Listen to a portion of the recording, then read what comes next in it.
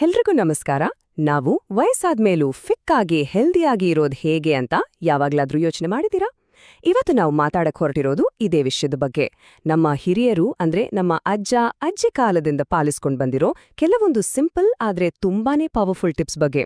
ಬನ್ನಿ, ಈ ಹಳೆ ಕಾಲದ ಜ್ಞಾನ ನಮ್ಮ ಲೈಫನ್ನ ಹೇಗೆ ಚೇಂಜ್ ಮಾಡ್ಬೋದು ಅಂತ ನೋಡೋಣ. ನೋಡಿ, ಈ ಪ್ರಶ್ನೆ ಬಹುಶಃ ನಮ್ಮೆಲ್ಲರ ತಲೆಯಲ್ಲೋ ಓಡ್ತಾನೆ ಇರುತ್ತೆ ಅಲ್ವಾ? ಏನಪ್ಪ ಇದು long and healthy life secret ಅಂತ? ಇಂಟ್ರೆಸ್ಟಿಂಗ್ ಅಂದ್ರೆ ಇದರ ಉತ್ತರ ದುಬಾರಿ ಟ್ಯಾಬ್ಲೆಟ್ಗಳಲ್ಲೋ ಅಥವಾ ಜಿಮ್ನಲ್ಲಿ ಗಂಟೆಗಟ್ಲೆ ವರ್ಕೌಟ್ ಮಾಡೋದ್ರಲ್ಲೋ ಇಲ್ಲ. ಬದ್ಲಿಗೆ ಅದು ನಮ್ಮ ಪ್ರತಿದಿನದ ಸಣ್ಣ ಸಣ್ಣ ಅಭ್ಯಾಸಗಳಲ್ಲಿ, ನಾವು ಅಷ್ಟಾಗಿ ತಲೆ ಕೆಡಿಸ್ಕೊಳ್ಳದ ವಿಷಯಗಳಲ್ಲೇ ಅಡಗಿದೆ. ಆರೋಗ್ಯಕರ ಜೀವನದ ಪಯಣ ಶುರುವಾಗೋದೇ ನಮ್ಮ ಬೆಳಗಿನ ದಿನಚರಿಯಿಂದ. ನಾವು ನಮ್ಮ ದಿನವನ್ನ ಹೇಗೆ ಸ್ಟಾರ್ಟ್ ಮಾಡ್ತೀವೋ ಅದೇ ನಮ್ಮ ಇಡೀ ದಿನದ ಮೂಡ್ ಮತ್ತು ಎನರ್ಜಿಯನ್ನ ಡಿಸೈಡ್ ಮಾಡುತ್ತೆ. ಸೊ ಬೆಳಗಿನ ಸಮಯ ಬಹಳ ಮುಖ್ಯ. ನಮ್ಮ ಬೆಳಗಿನ ಆರಂಭವನ್ನ ತುಂಬಾನೇ ಸರಳವಾಗಿ ಚೇಂಜ್ ಮಾಡಬಹುದು. ಮೊದಲನೇದಾಗಿ, ಎದ್ದ ತಕ್ಷಣ ಖಾಲಿ ಹೊಟ್ಟೆಯಲ್ಲಿ 1-2 ಗ್ಲಾಸ್ ಉಗುರು ಬೆಚ್ಚಗಿನ ನೀರು ಕುಡಿಯೋದು. ಇದು ನಮ್ಮ ಡೈಜೆಸ್ಟಿವ್ ಸಿಸ್ಟಮ್ ಅನ್ನ ಕ್ಲೀನ್ ಮಾಡುತ್ತೆ. ಟೀ ಅಥವಾ ಕಾಫಿ ಕುಡಿಯೋ ಬದಲು ಇದನ್ನ ರೂಢಿ ಮಾಡ್ಕೊಂಡ್ರೆ ಹೊಟ್ಟೆಯಲ್ಲಿ ಅಸಿಡಿಟಿ ಪ್ರಾಬ್ಲಮ್ ಕಮ್ಮಿಯಾಗುತ್ತೆ. ಆಮೇಲೆ ತಣ್ಣೀರಿಂದ ಕಣ್ಣುಗಳನ್ನ ತೊಳೆದುಕೊಳ್ಳೋದು. ಇದು ದೃಷ್ಟಿಗೆ ಒಂಥರ ಫ್ರೆಶ್ನೆಸ್ ಕೊಡುತ್ತೆ.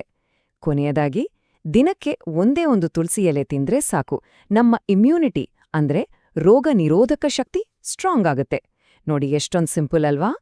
ಇದು ಕೇಳೋಕೆ ಸ್ವಲ್ಪ ವಿಚಿತ್ರ ಅನ್ಸಬಹುದು, ಆದ್ರೆ ಇದು ತುಂಬಾನೇ ಹಳೆಯ ಪದ್ಧತಿ. ಸ್ನಾನ ಮಾಡುವಾಗ ಬಾಯಲ್ಲಿ ನೀರನ್ನ ತುಂಬಿಕೊಂಡು ಸ್ನಾನ ಮಾಡಿದ್ರೆ ನೆಗಡಿಯಂತಹ ಸಮಸ್ಯೆಗಳು ಬರೋದಿಲ್ಲ ಅಂತ ಹೇಳ್ತಾರೆ. ಇದ್ರ ಹಿಂದಿರೋ ಲಾಜಿಕ್ ಏನಂದ್ರೆ, ಇದು ನಮ್ಮ ದೇಹದ ಒಳಗಿನ ಮತ್ತು ಹೊರಗಿನ ಟೆಂಪರೇಚರ್ ಅನ್ನ ಬ್ಯಾಲೆನ್ಸ್ ಮಾಡುತ್ತೆ. ಸರಿ, ಬೆಳಗಿನ ದಿನಚರಿ ಆಯ್ತು. ಈಗ ನಮ್ಮ ಗಮನವನ್ನ ದಿನದ ಅತಿ ಮುಖ್ಯವಾದ ಭಾಗದ ಕಡೆಗೆ ಹರಿಸೋಣ. ಅದೇ ನಮ್ಮ ಆಹಾರ ಮತ್ತು ನೀರು.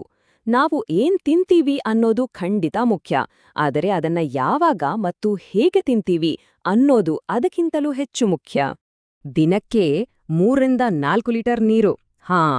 ಕೇಳೋಕಿದು ಸ್ವಲ್ಪ ಜಾಸ್ತಿ ಅನಿಸ್ಬಹುದು, ಆದ್ರೆ ಒಂದ್ಸಲ ಯೋಚನೆ ಮಾಡಿ, ನಮ್ಮ ದೇಹದ ಒಳಗಿರೋ ಎಲ್ಲ ಟಾಕ್ಸಿನ್ಸ್ ಅಂದ್ರೆ ಕಲ್ಮಶಗಳನ್ನ ಹೊರಹಾಕಿ ಹೊಟ್ಟೆಗೆ ಸಂಬಂಧಿಸಿದ ಕಾಯಿಲೆಗಳಿಂದ ನಮ್ಮನ್ನ ದೂರ ಇಡೋಕೆ ಇದೊಂದು ತುಂಬಾನೇ ಸರಳವಾದ ದಾರಿ.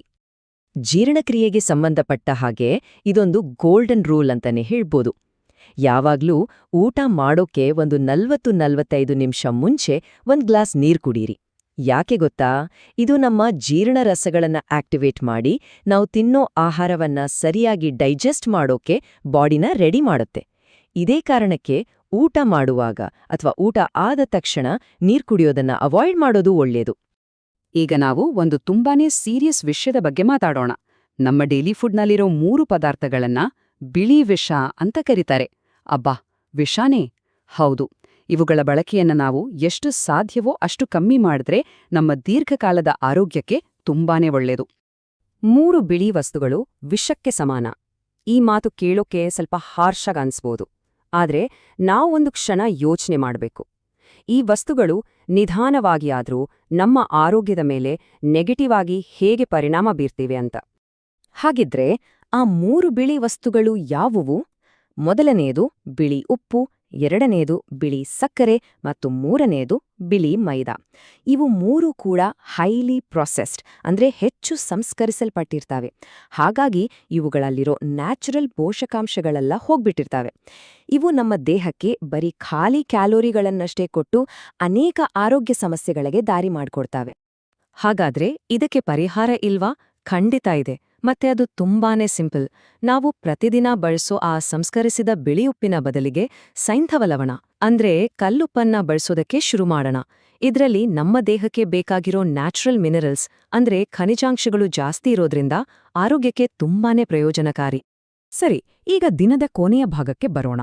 ನಮ್ಮ ಸಂಜೆ ಮತ್ತು ರಾತ್ರಿಯ ಅಭ್ಯಾಸಗಳು.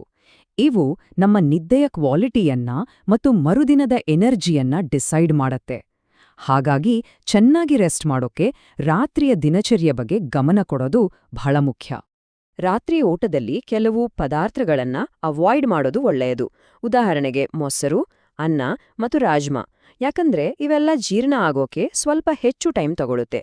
ಇದರಿಂದ ರಾತ್ರಿ ಹೊತ್ತು ದೇಹಕ್ಕೆ ಭಾರ ಅನಿಸಿ ನಮ್ಮ ನಿದ್ದೆಯ ಗುಣಮಟ್ಟದ ಮೇಲೆ ಪರಿಣಾಮ ಬೀರಬಹುದು. ನಮ್ಮ ಹಾಗೇನೇ ನಮ್ಮ ಜೀರ್ಣಾಂಗ ವ್ಯವಸ್ಥೆಗೂ ರಾತ್ರಿ ಹೊತ್ತು ರೆಸ್ಟ್ ಬೇಕು.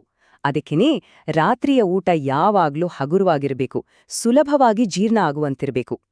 ಊಟ ಆದ ತಕ್ಷಣ ಮಲಗೋದು ಆರೋಗ್ಯಕ್ಕೆ ಒಳ್ಳೆಯದಲ್ಲ.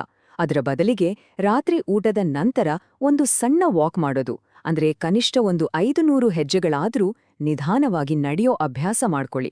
ಇದು ಡೈಜೆಷನ್ಗೆ ಹೆಲ್ಪ್ ಮಾಡೋದಷ್ಟೇ ಅಲ್ಲ, ಚೆನ್ನಾಗಿ ನಿದ್ದೆ ಬರೋಕ್ಕೂ ಸಹಾಯ ಮಾಡುತ್ತೆ. ಈಗ ನಮ್ಮ ದೈನಂದಿನ ಜೀವನದಲ್ಲಿ ಸುಲಭವಾಗಿ ಅಳವಡಿಸಿಕೊಳ್ಳಬಹುದಾದ ಆದ್ರೆ ತುಂಬಾನೇ ಪವರ್ಫುಲ್ ಆಗಿರೋ ಕೆಲವು ಹೆಲ್ತ್ ಸೀಕ್ರೆಟ್ಸ್ ಬಗ್ಗೆ ನೋಡೋಣ. ಇವು ನಮ್ಮ ಆರೋಗ್ಯವನ್ನ ಲಾಂಗ್ ಟರ್ಮ್ ಅಲ್ಲಿ ಕಾಪಾಡೋಕೆ ಸಹಾಯ ಮಾಡುತ್ತೆ. ನಮ್ಮ ಡೈಲಿ ಫುಡ್ ಹ್ಯಾಬಿಟ್ಸ್ನಲ್ಲಿ ಕೇವಲ 4 ವಸ್ತುಗಳನ್ನ ಸೇರಿಸ್ಕೊಂಡ್ರಿ ದೀರ್ಘಕಾಲದ ಆರೋಗ್ಯವನ್ನ ಕಾಪಾಡ್ಕೊಳ್ಬಹುದು. ಅವು ಯಾವ್ಯಾವಂದ್ರೆ ಸೇಬು, ಹಾಲು, ನಿಂಬೆನೀರು ಮತ್ತು ಶುದ್ಧ ಹಸುವಿನ ತುಪ್ಪ. ಬನ್ನಿ, ಇವುಗಳನ್ನ ನಮ್ಮ ದಿನಚರ್ಯೆಯ ಭಾಗ ಮಾಡ್ಕೊಳ್ಳೋದು ಹೇಗೆ ಅಂತ ನೋಡೋಣ. ದಿನಕ್ಕೊಂದು ಸೇಬು ವೈದ್ಯರಿಂದ ದೂರವಿಡೋ ಅಂತ ಒಂದು ಹಳೇ ಮಾತಿದೆ ಅಲ್ವಾ? ಅದರಲ್ಲಿ ತುಂಬಾನೇ ಸತ್ಯಾಂಶ ಇದೆ. ಸೇಬಿನಲ್ಲಿರೋ ಆಂಟಿಆಕ್ಸಿಡೆಂಟ್ಗಳು ಮತ್ತು ಫೈಬರ್ ನಮ್ಮ ದೇಹವನ್ನ ಕಾಯಿಲೆಗಳಿಂದ ರಕ್ಷಿಸೋದ್ರಲ್ಲಿ ದೊಡ್ಡ ಪಾತ್ರ ವಹಿಸುತ್ತೆ.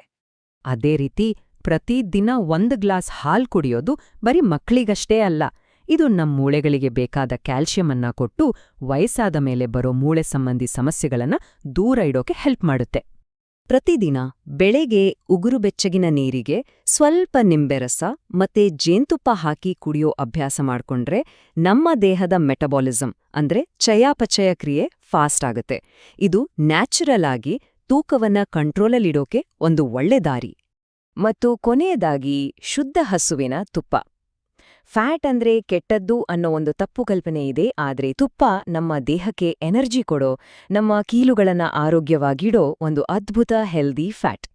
ಇವತ್ತು ನಾವು ಆರೋಗ್ಯವಾಗಿರಲು ಬೇಕಾದ ಹಲವು ಸಿಂಪಲ್ ನಿಯಮಗಳ ಬಗ್ಗೆ ತಿಳ್ಕೊಂಡ್ವಿ. ಎಲ್ಲವನ್ನೂ ಒಂದೇ ದಿನದಲ್ಲಿ ಫಾಲೋ ಮಾಡೋದು ಕಷ್ಟ ಅನ್ಸ್ಬೋದು. ಆದ್ರೆ ಒಂದು ಕ್ಷಣ ಯೋಚನೆ ಮಾಡಿ, ಇವುಗಳಲ್ಲಿ ಯಾವುದಾದ್ರೂ ಒಂದೇ ಒಂದು ಅಭ್ಯಾಸವನ್ನ ಇವತ್ತಿನಿಂದಲೇ ಶುರು ಮಾಡಬಹುದಲ್ವೇ?